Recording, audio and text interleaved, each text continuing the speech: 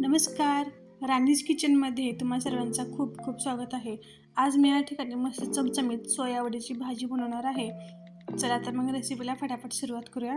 तर या ठिकाणी 2 मोठे कांदे असं थोडंसं मोठं कापून त्याला भाजून घेत आहे. कांदे 2 मोठे घ्यायचे, कारण कांदे जास्त असले तर ही भाजी छान लागते. आता याला मध्यम गॅसवरती अर्ध माप तेल टाकून भाजून घ्यायचं. कांदा थोडंसं भाजत आला की याच्यामध्ये 6 ते 7 लसणाच्या पाकळ्या टाकायच्या. हे लसूणसुद्धा याच्यासोबत छान भाजून घ्यायचं. थोडंसं अद्रकचा सुद्धा तुकडा टाकू शकता. अद्रक लसूण या कांद्यासोबतच आपल्याला भाजून घ्यायचं आहे. आता यानंतर या ग्रेव्हीला छान थिकनेस येण्यासाठी याच्यामध्ये घातलेले आहे डाळवं या ठिकाणी 4 चमच घेतलेला आहे. जर तुम्हाला डाळवं आवडत नसेल तर तुम्ही त्याऐवजी शेंगदाणे सुद्धा टाकू शकता. आता हे 2-3 साहित्य छान भाजल्यानंतर याच्यामध्ये 2 मोठे टोमॅटो कापून टाकायचे आहेत. टोमॅटो मोठेच कापायचे आहेत, जास्त बारीक कापण्याची गरज नाही. आता हे सर्व मिश्रण आपल्याला छान असं भाजून घ्यायचं आहे. भाजताना मात्र आपल्याला एक माप तेल घालायचं आहे. आता हे मिश्रण छान भाजलेलं आहे. याला आता एका प्लेटामध्ये काढून घेते थंड होण्यासाठी. आता हे मिश्रण थंड होईपर्यंत सोयाबीन भाजून घेते. या ठिकाणी 2 वाटी सोयाबीन घेतलेलं आहे, म्हणजे 100 ग्राम सोयाबीन आहे. तुम्हाला जितकी भाजी लागेल त्यानुसार सोयाबीन घ्यायचं आहे.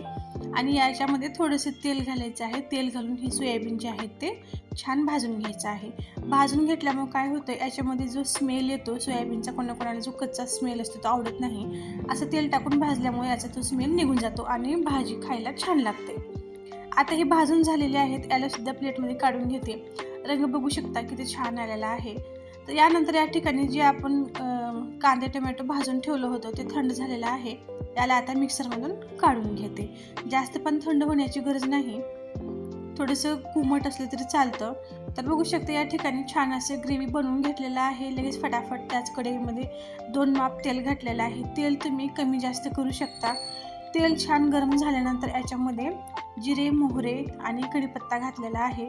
आणि लगेच याच्यामध्ये आता घालायचं आहे हे जे आपण बनवून घेतलं होतं पेस्ट, ते पेस्ट या ठिकाणी घालायचं आहे. बस इतकंच आहे. याला छान 2 ते 3 मिनिटापर्यंत खमंग असं भाजून घ्यायचं. जोपर्यंत ह्याचं तेल सुटणार नाही तोपर्यंत हे जे मिश्रण आहे त्याला छान भाजून घ्यायचं आहे. 3 ते 4 मिनिट झालेलं आहे आणि भाजत आलेलं आहे. याच्यामध्ये आता चवीपुरतं मीठ, मिरची आणि हळद घालायची आहे. याला सुद्धा 2 मिनिटापर्यंत छान भाजून घ्यायचं आहे. आणि याच्यामध्ये कुठलाही तुम्ही सब्जी मसाला किंवा गरम मसाला कुठलाही एखादी मसाला टाकू शकता. नाही टाकला तरी चालेल, ऑप्शनली आहे. आता हे सर्व मिश्रण 1 मिनिटापर्यंत मध्यम गॅसवरती छान भाजून घ्यायचं आहे. आता हे मिश्रण भाजल्यानंतर याच्यामध्ये आपल्याला काय करायचं, पाणी गरम करायचं आहे. जोपर्यंत हे भाजते तोपर्यंत आपण साईडला पाणी गरम करून घ्यायचं आहे. आता हे छान खमंग भाजलेलं आहे. बघू शकता कढईला चिटकत नाही, ऑटोमॅटिक हा मसाला सुटत आहे, म्हणजे चिपकलेला नाही. समजायचं की आपली ही ग्रेव्ही छान भाजलेली आहे. आता याच्यामध्ये घालायचं आहे पाणी गरम करून.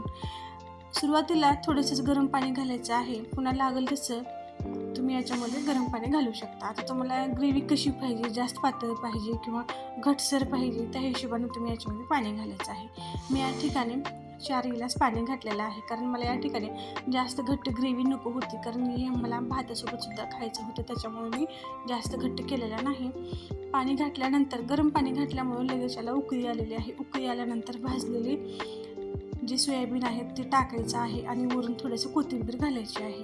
आता हे सर्व थोडंसं छान मिक्स करून घ्यायचं आहे, म्हणजे सोयाबीन पूर्ण पाण्यात बुडतील. याप्रमाणे आपल्याला याला छान असं थोडा वेळ हलवायचं आहे. यानंतर याच्यावरती झाकून आपल्याला 5 मिनिटं याला शिजवून घ्यायचं आहे मंद गॅसवरती. झाकून शिजवल्यामुळे पटकन शिजतं. तर बघू शकता 5 मिनिटं या ठिकाणी मी झाकून शिजवून घेतलेलं आहे. तर ही भाजी आपली तयार झालेली आहे. आणि भाजी जशी थंड होईल तशी ही छान असं घटसर दाटसर याची ग्रेव्ही तयार होते. त्याच्यामुळं भाजी सुरुवातीला जरी पातळ दिसली तरी नंतर ही जी आहे घट्ट होते. तर 10 मिनिटांनी या ठिकाणी ही ग्रेव्ही घट्ट झालेली आहे. तर या ठिकाणी ही मस्त चमचमीत आणि टेस्टी सोयावडीची भाजी तयार झालेली आहे. जर तुम्हाला ही माझी आजची रेसिपी आवडली असेल तर नक्कीच चॅनलला लाईक, शेअर आणि सबस्क्राईब करा.